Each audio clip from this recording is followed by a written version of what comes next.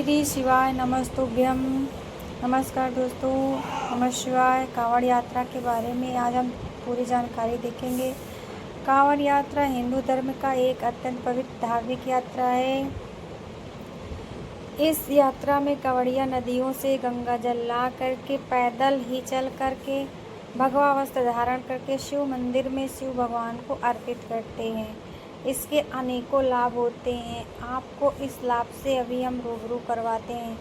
इससे ईश्वर से जुड़ाव होता है, भक्ति भावना विकसित होती है, पापों से मुक्ति मिलती है, हमारे कई पापों के जन्मों के पाप नष्ट हो जाते हैं, हमारी मनोकामना पूर्ण होती है, भक्ति में वृद्धि होती है, शिव भक्ति प्रबल होती है, आत्मा को शुद्धि मिलती है। और इसका दूसरा मानसिक लाभ भी होता है। संकल्प शक्ति मजबूत होती है, मानसिक दृढ़ता और आत्मविश्वास बढ़ता है, मन शांत और संयमित रहता है। इस यात्रा को अनुशासन और मौन और भजन के साथ करना चाहिए। इसमें क्रोध और अहंकार नहीं करना चाहिए, अहंकार को त्याग देना चाहिए।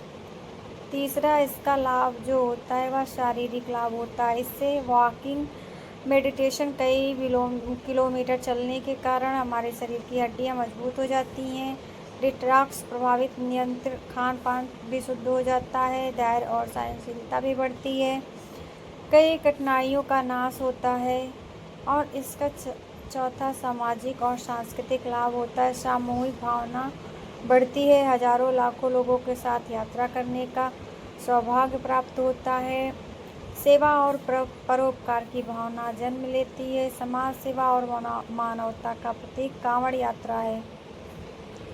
यह परंपराओं को जीवित भी रखती है। पांचवा और पर्यावरणिक प्राकृतिक जुड़ाव, प्रकृति से जुड़ाव, खुले आसमान और नदियों और जंगलों में चलना प्रकृति के निकट लाता है, सादा जीवन का अनुभव प्राप्त होता है। इस दौरान हम संयम और संतोष सीखते हैं।